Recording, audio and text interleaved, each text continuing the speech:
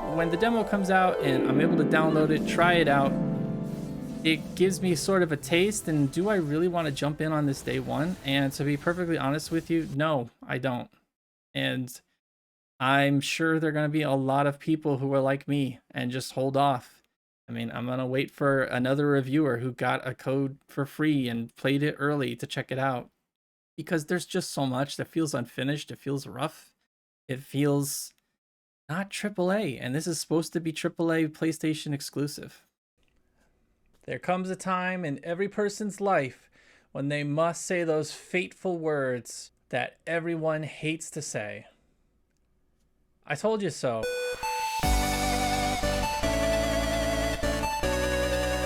The reviews are starting to pour in, and Forspoken, surprise, surprise, the game is an absolute dumpster fire. Now, I don't want to take this whole video to just dump on the game and to dunk on the fact that I called this out in my demo review. I think there are some lessons for us as gamers to take from this situation. First, let's talk a little bit about what's coming up in the reviews and how it matched up to my experience playing through the demo. Pretty much, from what I've seen, every issue that I had with the demo is still in the game. It all kind of kicked off with the specs for the PC version that came out a little while ago. They were updated. So according to the developers, you needed to run a 4090, an RTX 4090. That's a video card that costs upwards of $2,000 and was released within the last few months here. So literally something that was developed after the game had already been in development for years. And the game still doesn't look good. There are reports of dynamic resolutions that in the demo were dipping as low as 720p.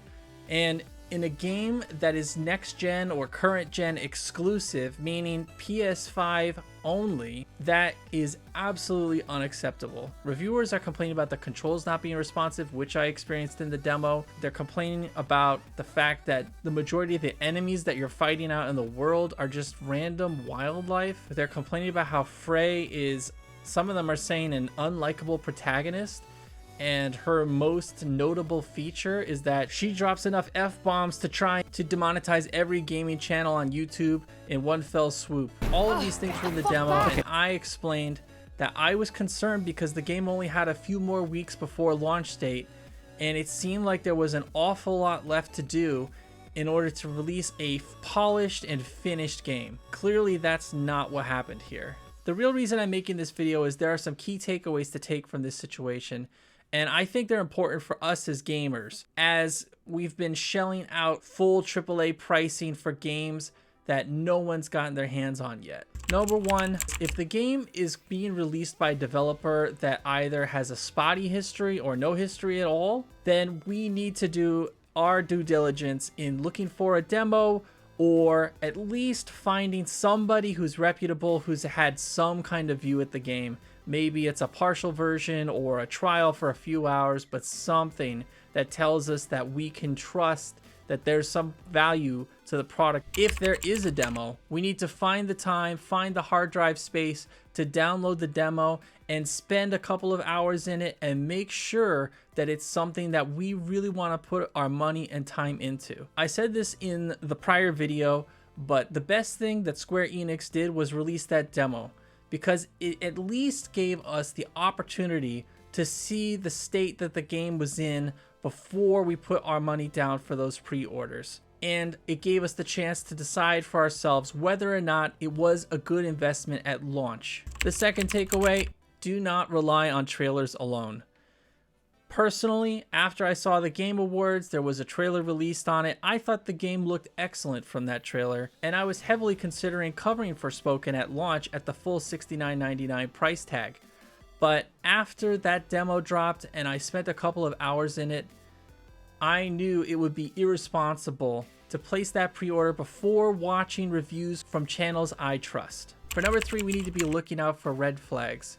And if there's any doubt, just wait. In the case of Forspoken, a serious red flag came up in just the last few days before launch. There were a ton of big-time YouTubers who still had not received a review copy of the game. Well, why wouldn't they want to send these codes out to all these big-time YouTubers? And there's only one legitimate, plausible answer. The developers were clearly afraid of what the YouTubers were going to say to their audiences about the game. Now, why would they be afraid? Well, because they're not confident in their own game.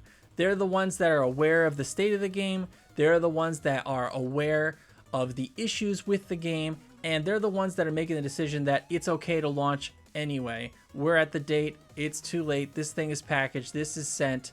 This is a done deal. It's got to go out there. There are many YouTubers out there that they knew were going to tear this game limb from limb. Now, thankfully, there were still some YouTubers who did get preview copies of the game. And obviously, if you were in the developer's shoes and you're afraid of what they're going to say, you're going to have a curated list of reviewers that you think are going to look at the game in a light most favorable to your product. I doubt they had the time to really fully vet them, as I doubt they didn't have the time to fully vet their game. The reviewers that are getting their hands on it, the people that I trust that I saw get review codes, are still tearing the thing to shreds. Honestly, I don't know if we're going to see this type of thing again. I don't recall it happening in the past. Let me know in the comments down below if there was a prior situation where review codes weren't going out to big time channels. But this was such a huge red flag. Me personally, if I had already placed that pre-order, this alone would have been enough to make me want to pull my pre-order and try to get that cash back before this game was sent out. I want to caveat all of this because this is coming from someone who ordered, played, and gritted their teeth through Cyberpunk 2077 pretty much at launch. I was lucky enough that when I played the game, I played it on PlayStation 5, which was probably the best way to play it between that and Xbox Series X when the game launched. There were still crashes, there were still tons of bugs, but there was enough interest there to keep me going through it. But honestly, that game was in a terrible state too. We know all that. It's not anymore, but the sad reality is this. We can't just trust these AAA developers anymore to release a fully complete and finished product. It seems like something that should be a no-brainer. It does not seem like something that we should need to do.